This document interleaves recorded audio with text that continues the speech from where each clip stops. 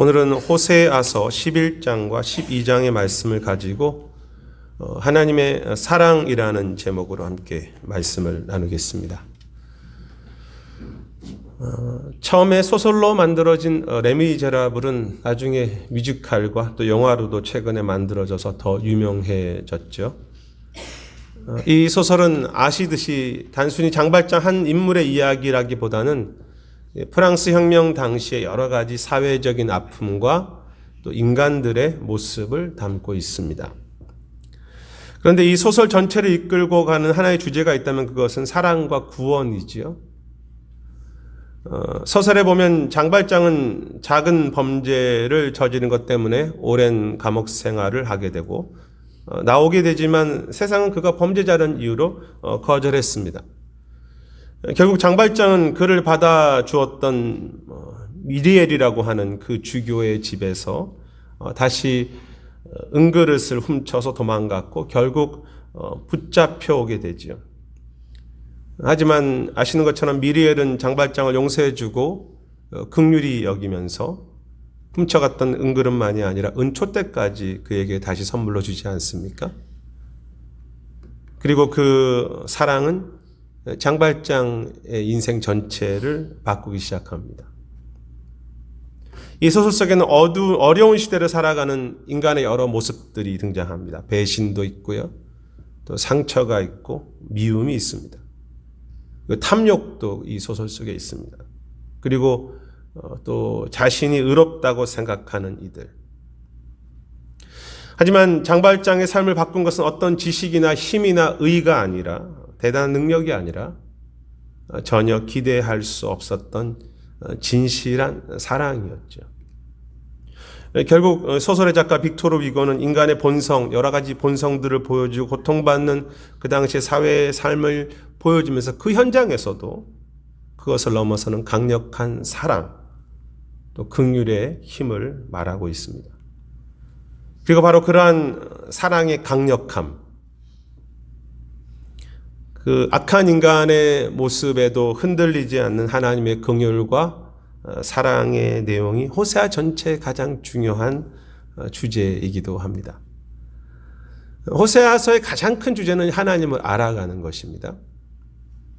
그런데 어떤 하나님을 알아가는 것입니까? 우리가 계속 말씀을 통해서 여러 가지 하나님의 모습들에 대해서 살펴보고 있지만 그 모든 하나님의 모습들의 핵심과 뿌리는 바로 하나님의 사랑이고 하나님의 긍휼이라는 것을 잘 알 수 있습니다.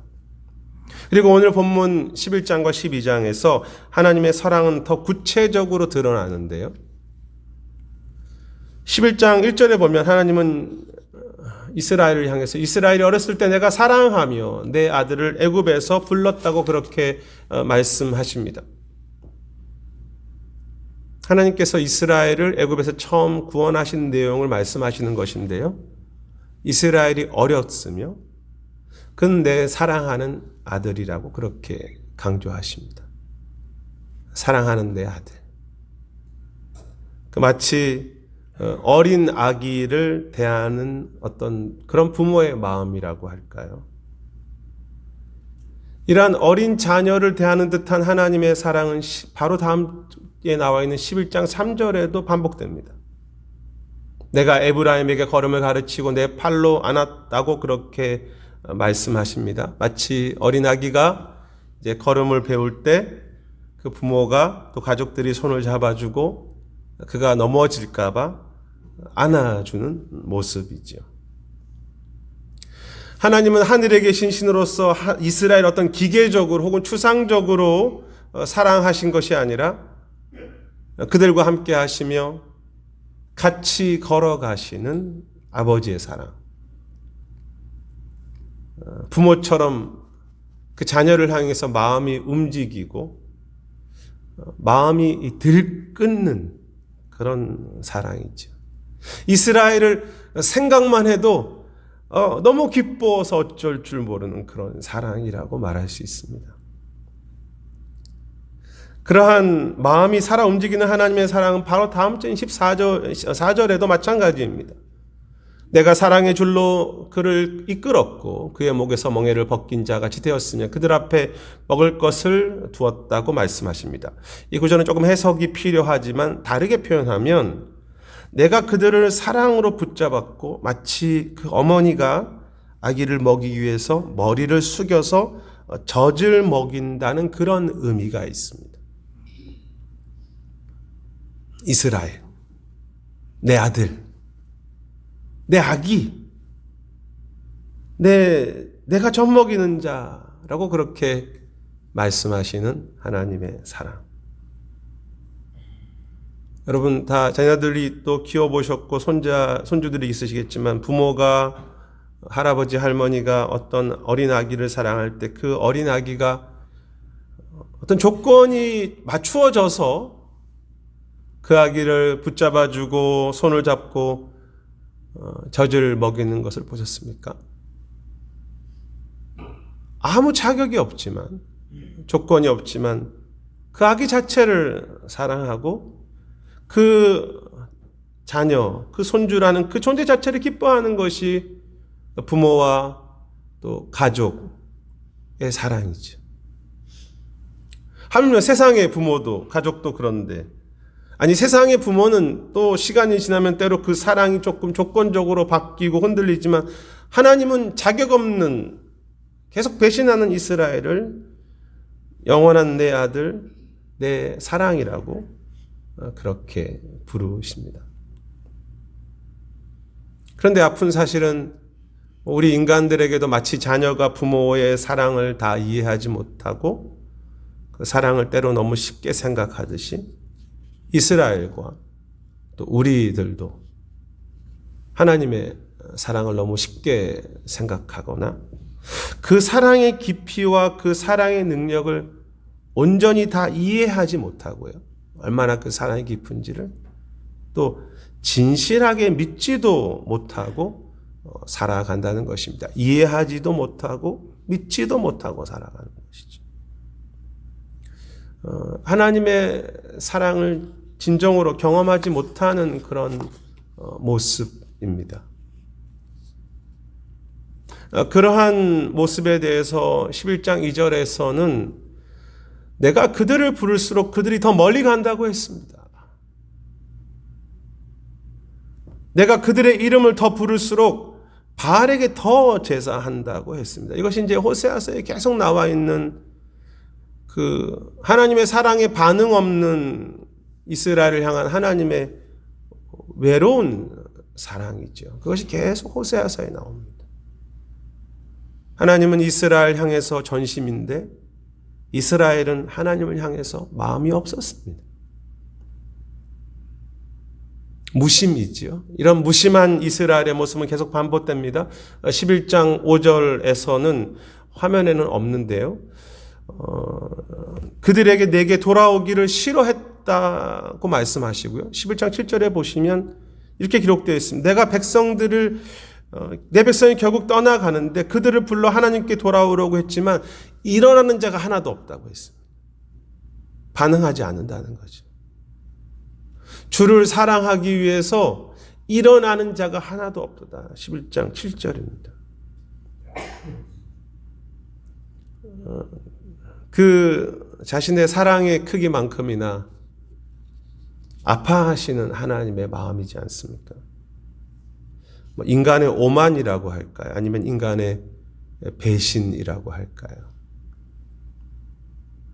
사실 하나님이 자신들의 생명이고 모든 것이며 하나님은 자격 없는 그 자들을 목숨처럼 사랑하지만 인간은 하나님의 사랑으로 배불러 하지 않습니다. 하나님의 사랑으로 만족하지 못했습니다. 그것이 당시 이스라엘이었고 또 인간의 역사이기도 합니다. 그래서 하나님의 사랑을 좀 추상적인 것으로 만들어서 언제나 나를 채울 더 좋은 것, 더 만족시킬 것을 구하고 살면서 그 하나님의 사랑 안에 살면서 그 사랑을 즐거워하기보다 때때로는 내 자존심을 즐거워하고 내 지식과 내 성공과 결국 내 자신을 더 사랑하는 것 안에서 머물려 살려고 하지요.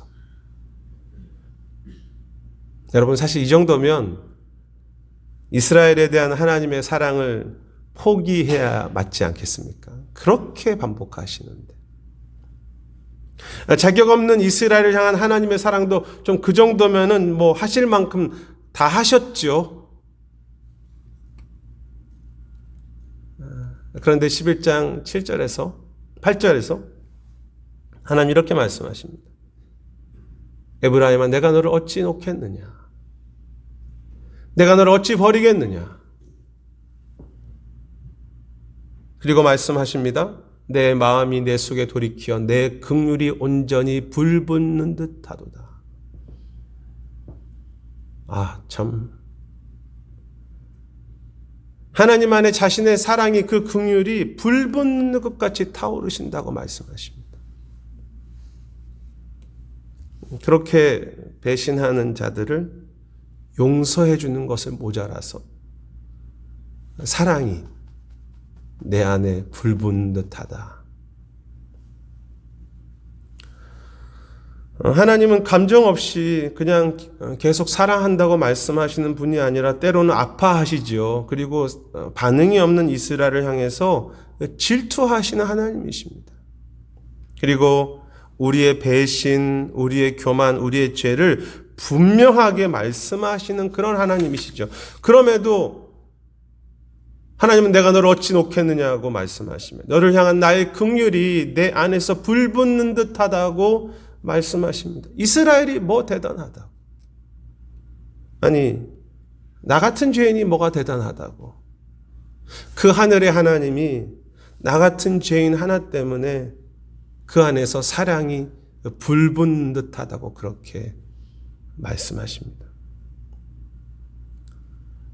여러분, 이러한 하나님의 사랑의 크기를 어떻게 몇 마디의 신학적 설명과 우리의 신앙의 경험으로 다 이해했다고 말할 수 있으며, 우리의 수많은 신앙의 경험이 있지만 우리의 몇 마디 말과 우리의 머리로 내 알고 있는 성경 지식으로 어떻게 그 사랑을 다 이해했고 또 이해할 수 있으며 또 다 표현할 수 있다고 어떻게 그렇게 말할 수 있겠습니까? 이런 하나님의 사랑을. 자격 없는 자를 향한, 왜 자격이 없는데 피를 쏟으시는 십자가에 전혀 생각할 수 없는 사랑의 크기이고, 자격이 없는 자를 향한 고통받는 사랑이고, 그래서 우리가 평생 그 사랑의 깊이와 크기를 계속 알아가도 다 알 수 없는,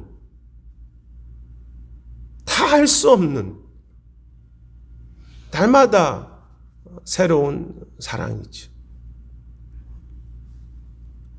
말씀드렸던 것처럼 저는 어릴 때부터 신앙생활하고 목회를 하려고 했기 때문에 하나님의 사랑, 하나님의 다 측량할 수 없는 사랑을 수없이 배웠고 들었고 머리로 이해했고 또 경험했습니다.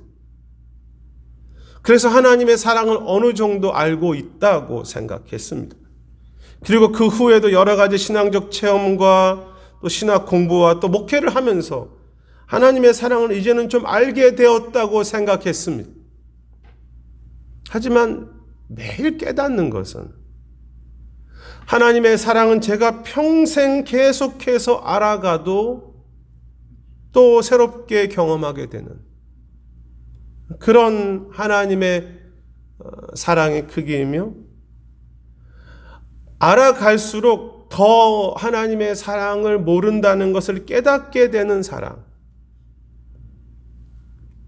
그래서 매일 아침마다 내가 다시 그 사랑을 즐거워하고 다시 그 사랑에 감격하며 그 사랑 앞에 평생 새롭게 감동되고 그 사랑에 내가 압도될 만한 그런 하나님의 사랑이라는 사실입니다. 여러분, 하나님의 사랑의 크기가 그 정도이지 않습니까? 내가 다 이해할 수 있고 내가 다 경험했던 사랑입니까? 우리는 그 하나님의 사랑 앞에 얼마나 자주 멈추어 서 계십니까? 내가 머리로 알고 있고 내가 과거의 신앙의 경험 속에서 경험했던 하나님의 그런 사랑 정도가 아니라 오늘 이 죄인을 향해서 긍휼히 불붙듯 하시는 그 하나님의 사랑에 내가 오늘 이 아침에 새롭게 압도되고 계시고 그 사랑에 붙잡혀서 오늘 내가 감격하고 계십니까? 아니면 내 신앙의 과거의 추억 속에 머무르는 하나님의 사랑입니까? 여러분, 이스라엘의 죄와 우리의 교만이 무엇입니까? 오늘도 그 하나님의 사랑은 이렇게 불붙듯 하시는데 계속 친애형이셔. 근데 그 사랑 그냥 머리로 이해하려고 하거나 그 하나님의 사랑을 내 신앙의 과거의 체험과 과거의 신앙의 추억 정도로 만들어버리는 그런 죄의 교만이죠. 하나님은 불붙듯 하시는데 우리의 하나님에 대한 사랑은 그냥 내 기억 속에 머무는, 내 가슴을 더 이상 터치하지 않는 사랑. 그 결과 어떻게 되는 것입니까? 내 가슴을 터치해줄 다른 것이 필요한 거죠. 하나님의 사랑으로 내가 만족할 수 없기 때문에 다른 사랑을 수없이 찾아가, 다른 즐거움을 찾고 살아갑니다. 내 마음의 중심에 하나님의 사랑으로 인한 만족이 아닌 다른 사랑으로 만족하면서 평생을 그렇게 살아가는 것이죠. 그 사랑 하나로 평생 만족해도 부족한 삶인데 바로 그것을 죄라 그러는 것입니다. 성경은. 짧은 인생이지 않습니까? 짧은 인생인데 너무나 큰 하나님의 사랑을 평생 알아가도 부족한데 그것은 이제 멈춘 과거 이야기가 되고 내 인생은 다른 곳으로 살아가. 하나님의 사랑은 그냥 내 관념 속에서, 내 기억 속에서 있는 종교적 이야기에 불과하며 더 이상 그 사랑으로 내가 감격하지 않습니다. 죄입니다. 계속 똑같은 하나님의 호세아에 하나님이 우리를 향한 책망이시죠. 너의 사랑이 어디 있냐?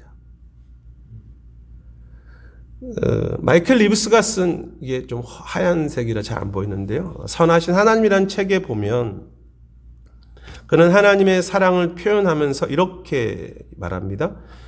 하나님의 구원은 용서를 넘어선다. 용서는 어쩌면 다른 종교나 다른 신들에게도 있을 수 있을 것이다.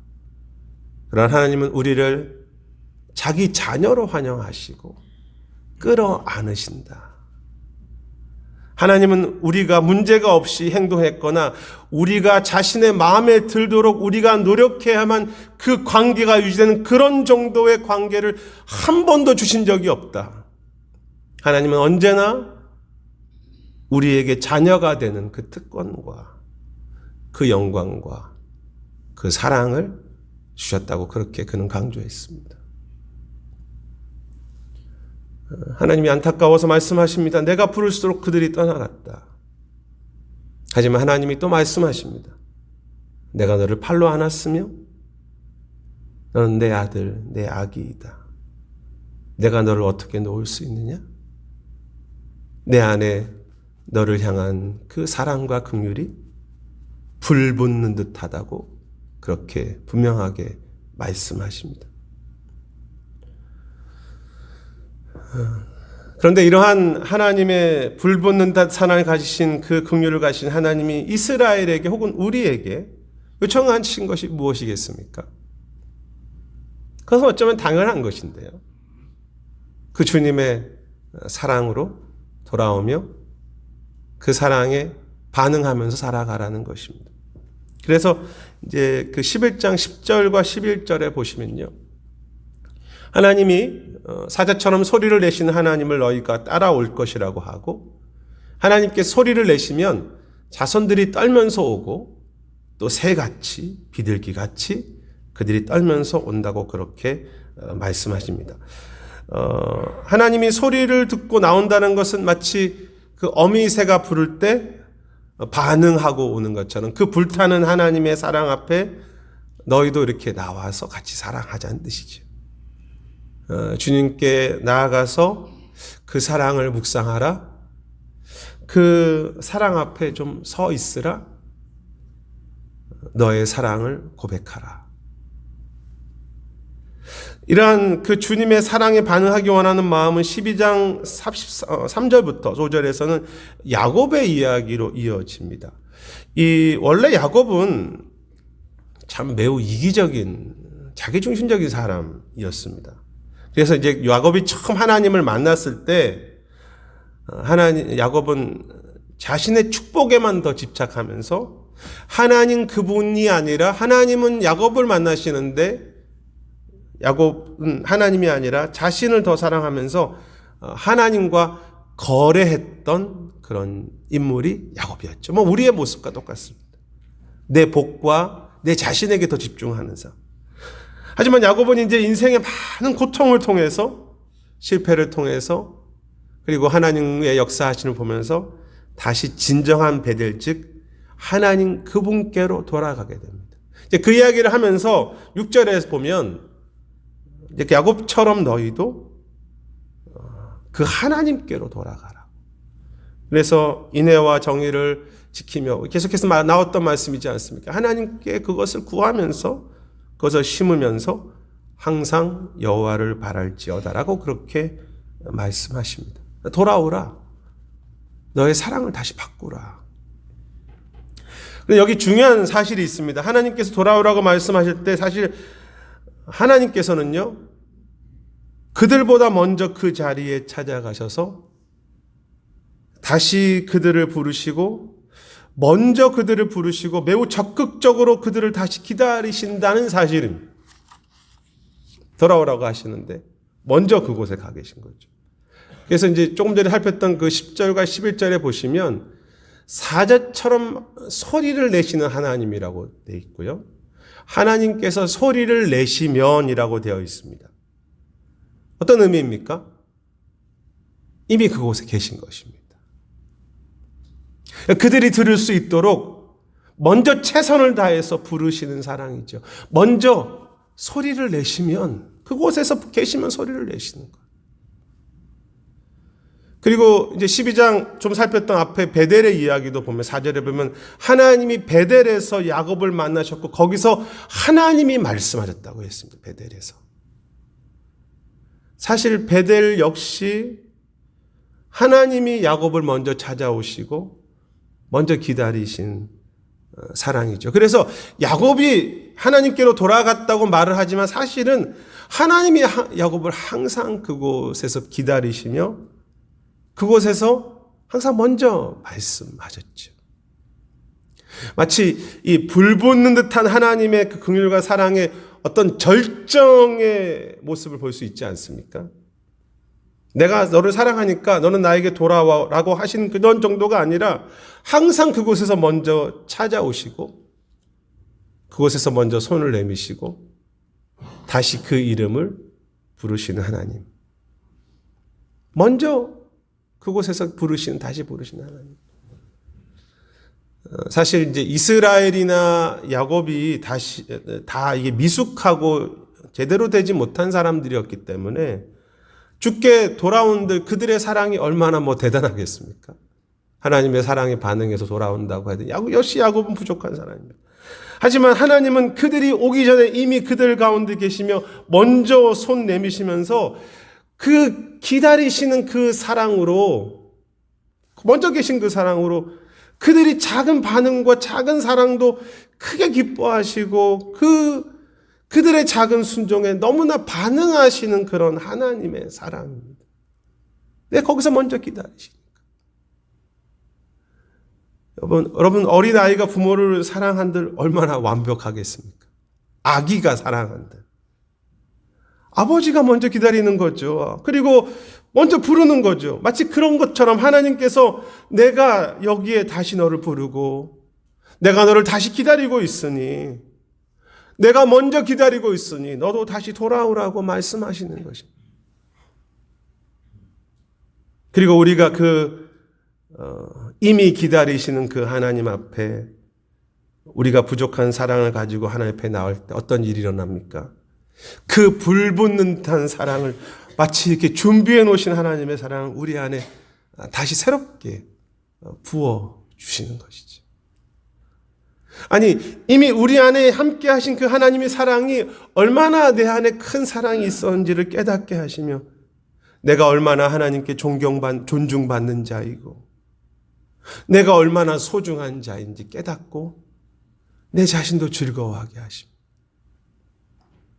그리고 그 하나님의 불붙는 사랑이 나의 삶을 이렇게 뜨겁게 불붙게 하셔서요, 나를 변화시키시기 시작합니다. 내 안에 성령의 충만함도 주시고 희생할 힘도 주시고요, 세상과 열방을 섬길 수 있는 그 뜨거운 불붙는 긍휼도 우리에게 부어주십니다. 그 내용이 12장 9절입니다.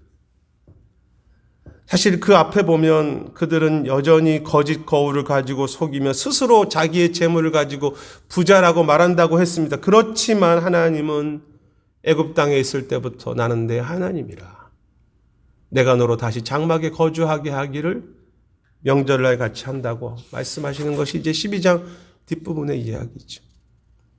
이 말씀은 사실 여기에 명절은 초막절의 축제를 회복을 의미합니다. 초막절 축제가 무엇입니까? 이제 저희가 다음 주 추수감사절을 또 지키겠지만 하나님과 이스라엘이 서로 즐거워하면서 하나님을 다시 사랑하고 기뻐하는 그런 동행의 시간이고, 그래서 그 주시는 그 사랑의 힘으로 세상의 축복을 나눌 수 있는 그런 축제가 초막절이죠. 그 사랑을 우리에게도 부어주셔서 다시 회복하셔서 나누게 하시는 그 사랑. 여러분, 무엇이 은혜입니까? 이 부족한 자들에게 불붙는 사랑으로 언제나 먼저 기다리시며 먼저 오셔서 포기하지 않고 다시 부르시고 다시 말씀하시고 먼저 이야기하시는 그런 은혜이죠. 언제나 변함없이. 그리고 우리가 그 사랑 앞에 다시 서려고 할 때, 부족한 사랑이지만 드리려고 할 때 우리 안에 주님의 사랑의 크기가 얼마나 큰지 깨닫게 하시고 매일 불붙는 듯한 사랑을 새롭게 체험하게 하시는, 그 사랑이 얼마나 큰지를 새롭게 체험하게 하시는 은혜입니다. 하나님의 사랑이 예전에는 내 죄를 용서하시는 깊이 정도인 줄 알았는데 나에게 영원한 소망과 주님 앞에 서는 그런 꿈을 주시는 그런 사랑, 그 사랑의 크기. 내가 여전히 교만하고 배신할 때에도 나를 아프게 기다리시는 그 하나님의 사랑. 나를 아무 조건 없이, 내가 잘한 것도 없는데 그냥 나를 아기처럼 기뻐하시는 그 사랑이고, 나를 통해서 형제들과 세상에 진정한 하나님의 사랑을 나누면서 축복할 수 있게 하시는 그런 사랑. 그 사랑이 계속해서 배워가는 거죠. 평생을 통해서.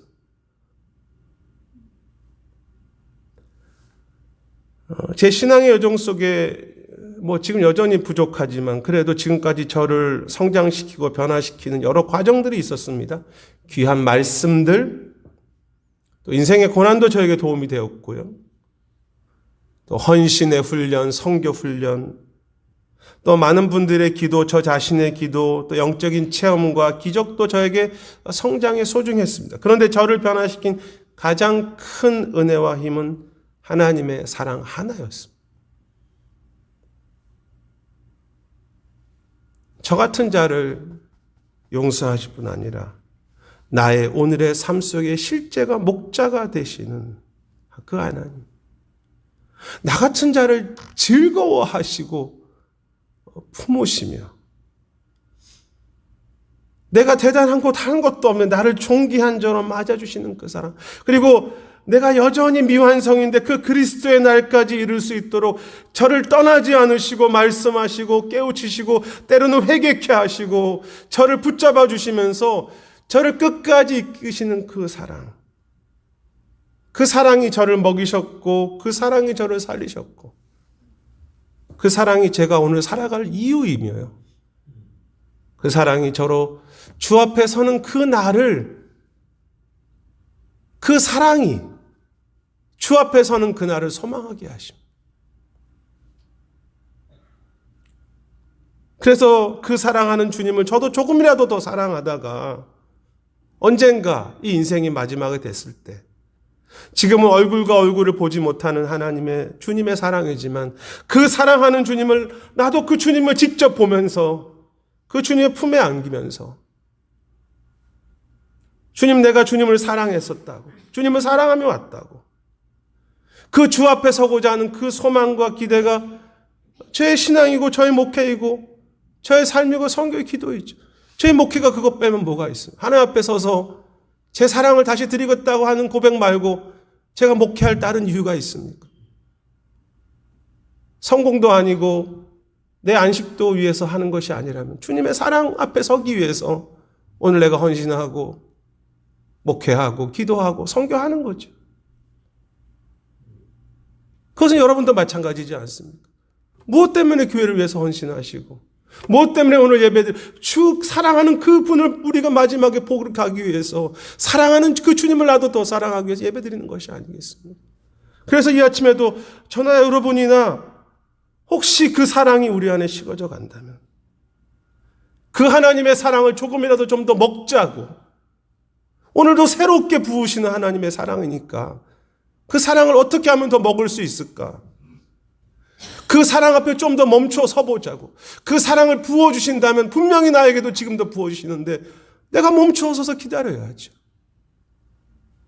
그리고 우리의 부족한 사랑을 조금이라도 더 드려보자고. 그것이 어떤 것이든, 뭐 찬양이든 기도든 예배든 헌신이든 그렇게 드려보자고, 그렇게 도전하는 것입니다. 뭐 저 자신에게도 도전하는 것입니다. 우리의 그 작은 사랑의 순종 위에 주님께서 불붙는 듯한 사랑을 날마다 새롭게 우리에게 부어주실 것입니다. 하나님 말씀하십니다. 내 사랑하는 아들아, 내 팔로 내가 너를 안았다. 내가 너를 어찌 버리겠느냐? 내가 너를 어찌 잊어버리겠느냐? 내 안에 너를 향한 긍휼이 불붙는 듯하다. 내가 너를 먼저 기다리고 있으니, 내가 너를 다시 부르고 있으니 너도 나에게 다시 돌아오라. 그 레미제라블의 장발장이 마지막 장면에서 그렇게 말합니다. 언제까지나 서로 깊이 사랑하십시오.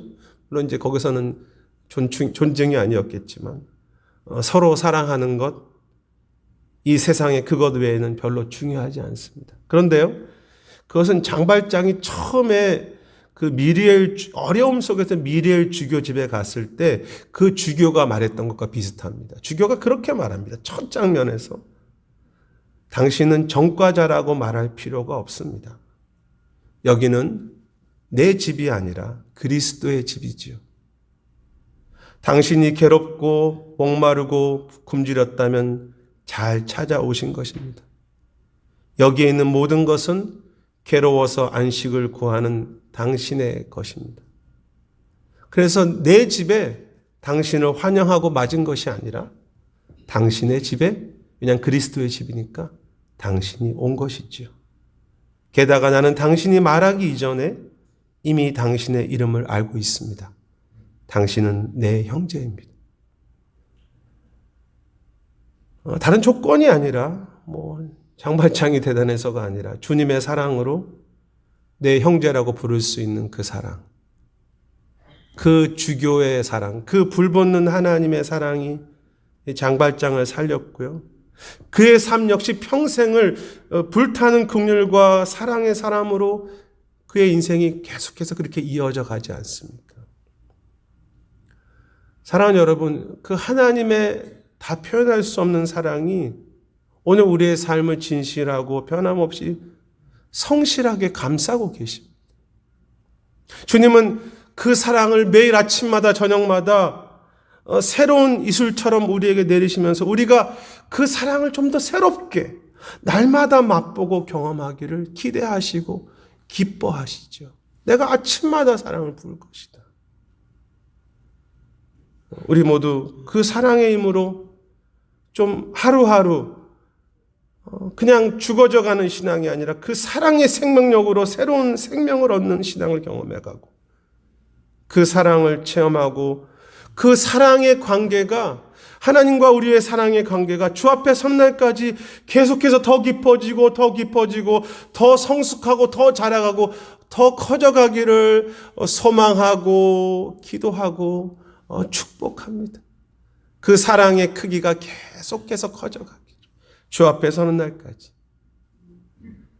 날마다 평생 그 주님의 사랑에 내가 압도되어서 하나님을 더 깊이 사랑하고 또 내 자신도 진정으로 사랑하며 그리고 세상을 그 주님의 불붙는 듯한 사랑으로 사랑할 수 있는 참 사랑이 메마른 시대에 사랑의 사람들, 그 사랑의 힘과 기적으로 쉽지 않는 이 땅을 넉넉히 기뻐하며 찬양으로 걸어갈 수 있는 그런 우리 모두의 삶, 우리 교회, 우리의 평생의 가정들이 되시기를 주님의 이름으로 축원하겠습니다.